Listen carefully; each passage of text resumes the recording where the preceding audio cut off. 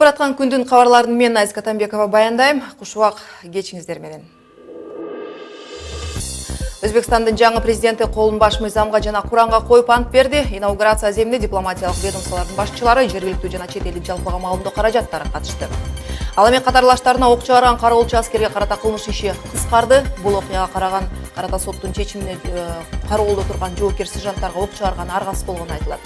Бул ирет Мегаком сатылышы мүмкүнбү? Алдыдагы 2 күн аралыгында эч ким ишкананы сатып алуусун каалабаса, аукционга эле өткөн жок деп тагылат. Кененирээк баяндоо өтөбүз.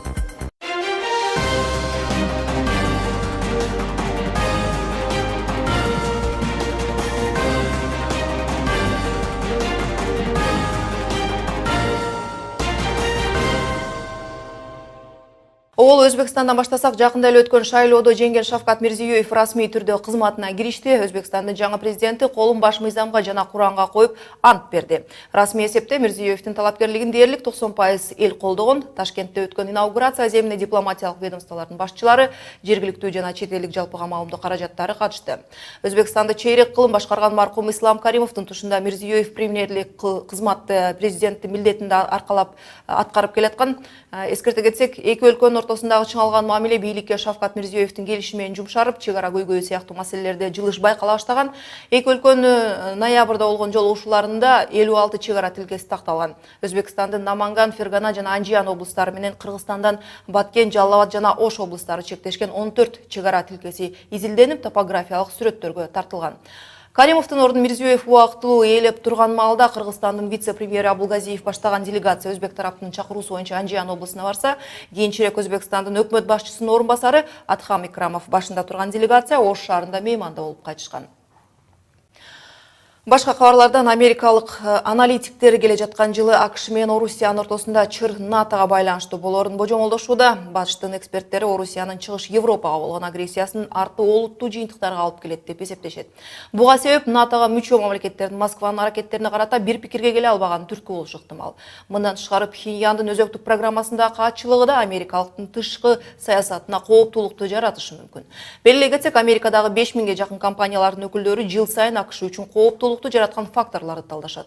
Бул рет баяндаманы 500гө чукул өкмөттүк чиновниктер, тышкы саясат боюнча эксперттер түзүштү. Бул маалда катарлаштарына ок чыгарган кароолчу аскер 19 жаштагы Мейкин уулу Аскарга жогорку сот ага карата козголгон кылмыш иштерин токтотуу тууралуу чечимин чыгарды. Эске салсак, 28 декабрда таңга маал 714-бөлүктө кароолдо турган аскер 2 сержантты атып салган. Бирөө алган жарааттан улам ооруканада көз жумса, дагы бир аскер 3 жолу ок жеп жараат алган. Бул окуяга карата соттун чыккан чечиминде кароолдо турган жоокер сержанттарга ок чыгарганга аргасыз болгону айтылат. Анткени кызмат өтөп жаткан 2 сержант курал менен бараткан жоокерге кол салган. Уставда кароолдо турган жоокер өзүнүн начальнигинен башка эч кимди киргизбейт жана жакын жолотпойт. Эгер башка кызматкерлер анын аймагында болуп буйругун аткарбаса, анда ал ок чыгарганга укугу бар. Кыргыз армиясында жоокерлердин бири-бирине ок чыгарган учурлары буга чейин да катталган. Мындан 3 жыл мурун Ысык көлдүн Ак суу районундагы Эчкили таш чек ара тургунунда кызмат өтөп жаткан Балбай Кулбарак уулу аттуу жоокер 4 кызматташын жана алардын биринин аялын атып өлтүргөн, өзү эртеси колго түшүрүү учурунда окко учкан. Жаңылыктарды улантабыз. Мегакомду сатуу аукционуна арыз түшө электигин Альфа Телеком жабык акционердик коомунун башкы директору Азат Базаркулов маалымат жыйында билдирди. Айтымында Мегаком компаниясынын сатуу боюнча аукционго документтерди кабыл алуу мөөнөтү 16 декабрда аяктайт. Алдагы 2 күн аралыгында эч ким ишкананы сатып алууну каалабаса, аукцион кайра эле өткөн жок деп табылышы мүмкүн. Мегаком же болбосо Альфа Телеком компаниясы 14 миллиард 255 миллион 250 миң сомго бааланган. Акциянын 100% тең мамлекетке тиешелүү. Өкмөт аны сатуудан түшкөн каражат стратегиялык автожолдорду оңдоого, жол курууга сарптыла турганын айтып келет. Бирок буга чейин жарыяланган сынактарда эч ким катышкан эмес. Ошондой эле Азат Базаркулов депутат Өмүрбек Текебаевдин Мегаком компаниясы менен эч кандай байланышы жоктугун белгиледи. Эске салсак, УКМК Билис өлкөсүнөн алган документтерге таянып, оппозициядагы Ата Мекен фракциясынын депутаттары Өмүрбек Текебаев, Аида Салянова, Алмамбет Шыкмаматов Альфа Телекомдун 50% акциясын сатууга аракеттенген деген маалымат тараткан. Ысындары аталган депутаттар жасалма экенин айтып жооп беришкен. Президент аталган документтер боюнча иликтөөнү башкы прокуратурага тапшырган. Экрандан алыстабаңыз, кийинки бөлүктөгү кабарлардын кыскача мазмуну. Мурда соттолгондор кандайча жергиликтүү кеңештерге депутаттыкка катталышкан? Адам өлтүрүү боюнча соттолгондордун шайлоого аралашып кетишине жоопкерчиликти Ички иштер министрлиги менен Бош шайком бири-бирине шылтоодо. Бишкек шаардык кеңешке өткөн 5 партиялар кайсылар экени белгилүү болду. Алардын үгүт маалында берген тоодой убадаларын унута элексиздерби? Биз да эстеп көрдүк. Бул арада кичинекей шаардыктар үчүн жаңы жылдык оюн зооктор башталмай болду. Бул ирет калаада майрамдык даярдыктарга кандай иш-чаралар уюштурулганын айтып беребиз. Өткөн жергиликтүү шайлоого мурда соттолгондор кандайча аралашып кеткени дале бүдөмүк бойдон калууда. Эске салсак, Чүй Ош облустарында кылмыш дүйнөсүнө тиешеси барларда депутаттыкка талапкерлигин кошууга үлгүрүшкөн. Мындай маалымат аныкталган соң Ички иштер министрлиги борбордук шайлоо комиссиясына шек жараткан 8 жаран боюнча түшүндүрүп берүүнү өтүнгөн. Шайлоого чейин эле кылмыш иши козголуп, адам өлтүрүү талаптонуу боюнча кылмышка шектүү адамдар талапкер катары катталышына ким күнөөлүү? Кесиптешим борбордук шайлоо комиссиясынын төрага орун басары Абдыжапар Бекматовдун өзүнөн сурап көрдүм. Саламатсызбы, Абдыжапар байке. Биздин суроолор ушул жергиликтүү кеңештерге шайланып аткан учурдагы талапкерлер боюнча болмокчу. Мыйзам боюнча талапкерлер ушу соттолбогондугу аныктаган маалымкатты Ички иштер министрлигинен алып аймактык шайлоо комиссияларына тапшырыш керек экен. Бирок уюшулган кылмыштуулукка катышкан делген 8 адамдар кантип маалымкаты жок эле талапкерлигин коюшту? Биздин шайлоо мыйзамдарына ылайык көрсөтүлүп аткан талапкерлигин көрсөтүп аткан биздин жарандарыбыз саясий партиядан болобу, же өзүн өзү жылдыруу жолу менен болобу, сөзсүз түрдө документтерин бергенден кийин аймактык шайлоо комиссияларында соттуулугу жөнүндө, Кыргыз Республикасынын граждандуулугу барбы, бир сөз менен айтканда, ал талапкер катары бараткан кишинин пассивдүү шайлоо укугу барбы деген суроо боюнча бир нече жерлерге запросторду берилет аймактык шайлоо комиссиялары тарабынан. Мисалы, соттуулугу барбы жокпу деген маселе боюнча Ички иштер министрлигинин алдындагы информационный центр бар. Ошол маалымат центринен тиешелүү справканы алышат. Кайсы бир себептер менен айрым бир талапкерлердин справкасы жетпей калышы мүмкүн. Бирок баягы каттоо мөөнөтү келип калган болсо, аймактык шайлоо комиссиялары каттап коюшу мүмкүн. Бирок эгерде ушул алып салынбаган соттуулугу, погашение жокко чыгарылбаган соттуулугу аныкталган болсо, шайлоо убагында дагы, шайлоодон кийин дагы, депутат болуп мандат алгандан кийин дагы анын полномочиялары, ал депутат катары ыйгарым укуктары аймактык шайлоо комиссиялары аркылуу токтотулушу мүмкүн. Анткени каттоо убагында билинбей калган нерселер кийин эгерде кошумча бир маалыматтарды суралганда билинген болсо, анда тиешелүү аймактык шайлоо комиссияларынын демилгеси менен, сунушу менен ал жергиликтүү кеңештин депутаттарынын ыйгарым укуктары мөөнөтүнөн токтотулушу мүмкүн.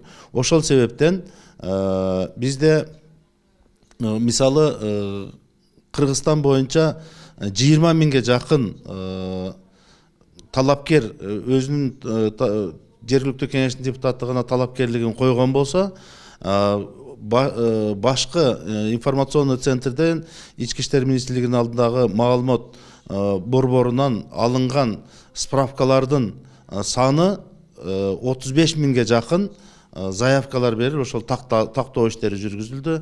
Албетте, ушу информационный центрден убагында справкалар келбей калышы мүмкүн болду. Бирок кийин келген болсо да, мен жогоруда айтып өткөндөй, бул жарандардын талапкерлиги алым салынган убактар болду. Мына Чүй областында бир нече талапкерлерди талапкер катары катталып аткан убакта пассивдүү шайлоо укугунун жоктугун кийин байкалып, шайлоонун алдында 3 күн 4 күн калган убактарда аларды талапкер катары катталган каттоосунан баш тартылган убактар болду. Башкача айтканда, каттоосу жокко чыгарылып, аймактык шайлоо комиссиясынан кийин борбордук шайлоо комиссиясынан атайын чечимдер чыкты.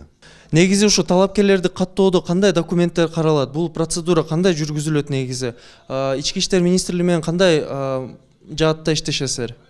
Негизи мыйзамда көрсөтүлгөн талаптар бар. Талапкерлигин көрсөтүп аткан жаран же болбосо саясий партия тизмени бекиткенден кийин арызды ошол макулдугу боюнча арыз же жылдырылганы боюнча арыз тиешелүү территориялык аймактык бирдикте жашагандыгы жөнүндө справканы, соттуулугу жок деген справка болуш керек. Жана иштеген жери боюнча справкалардын негизинде аймактык шайлоо комиссиялары документтерди кабыл алып, анан шайлоо фонду жөнүндө дагы документтер, эгерде шайлоо фондун ача турган саясий партиянын өкүлдөрү же болбосо талапкер болсо, аларга саясий фонд жөнүндө дагы документтер кабыл алынат. Ошонун негизинде каттоо иштери, талапкер каттары каттоо процедуралары өткөрүлөт. Бул боюнча Борбордук шайлоо комиссиясы ар бир аймактык шайлоо комиссиялары Ички иштер министрлигинин борбордук маалымат борборунан жана Ош областында түштүк жерге үчүн Ош областындагы информационный центр аркылуу тиешелүү справкаларды алуу иштерин жүргүзүп, анан каттоо иштерине киргизишти. Ал эми ушу соттуулугу бар талапкерлердин тагдыры мындан кийин кандай болот? Мындай көрүнүштүн пайда болуусуна жоопкерчиликти ким алат? Ички иштер министрлиги же БШКбы? Бул эгерде ушундай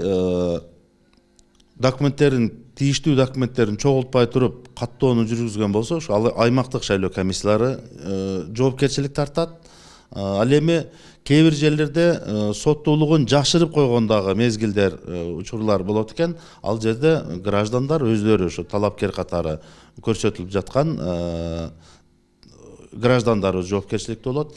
Эгерде шайланып калган болсо, ушундай документтерин бербей же жасалма жол менен документтерди алып келип шайланып калган болсо дагы кийин эгерде ушул соттуулугу алып салынбаган соттуулугу жана жоюлбаган соттуулугу менен талапкерлер шайланып калсаган болсо дагы кийин эгерде ушул соттуулугу аныкталган болсо же болбосо соттун айыптоочу өкүмү күчүнө кирген болсо, анда депутаттын, жергиликтүү кеңештин депутатынын полномочиясы, ыйгарым укуктары мөөнөтүнөн мурда токтотулушу мүмкүн. Эгерде ушундай көрүнүштөр орун алган болсо, аймактык шайлоо комиссиясы, борбордук шайлоо комиссиясы ал депутаттын ыйгарым укуктарын мөөнөтүнөн мурда токтотуп, андан кийинки турган кезектеги турган талапкерге мандатын өткөрүп бергенге ушундай мыйзамда каралган. Суроолорубузга жооп бергениңиз үчүн чоң рахмат. Бул арада украиналык отоларинголог адистер угуусу начар адамдарга операция жасоо үчүн Бишкекке келишти. Чет өлкөлүк адистер Кыргызстанга биринчи эле жолу келип жаткан жок. 3 жыл аралыгында алардын жардамы менен баш аягы 500гө жакын керең бейтаптарга операция жасалган. Медициналык академиянын берген маалыматы боюнча бул иретталар кулагы жакшы укпагандардын абалына жараша 5 күнгө операция жасоону пландаштырган. Ошондой эле келе жаткан жылы Ысык көлдө Польшадан, Бельгиядан жана Туркиядан келген отоларинголог адистер чогулуп, оорулардын көйгөйлөрүн чечүү, эл аралык деңгээлде кызматташуу боюнча пикир алышары маалым болду. Жаңы жылга карата майрамдык иш-чаралар башталды. Алсак Абдылас Малдыбаев атындагы опера жана балет театры балдар үчүн ири оюн-зоокторду уюштурууда. Жаңы жыл алдындагы керемет аталыштагы программа 18 декабрдан тарта сунушталат. Режиссер Искендер Сартбаев 11 каналына берген маегинде бөбөктөр үчүн сыйкырдуу жомоктун негизинде сахналаштырылган спектакль симфониялык оркестр таланттуу артисттердин аткаруусунда болмокчу. Мы готовим для наших детишек. Биз бул жылы бир канча жомоктордун каармандарын бир сахнага алып чыгууну чечтик. Баш аягы 250дөн ашык артисттер катышат. 4 күн катары менен бөбөктөрдүн маанайын көтөрүүгө аракет кылабыз. Билеттин багалары деле кымбат эмес, 100 сомдон жогору. Солисты, артисты балета. Андыктан мындай жаңы жылдык оюн-зоокторго наристелерди алып барууну да унутпаңыз. А мен көңүлдүү кеч каалап сиздер менен коштошом. Жакшы туруңуздар.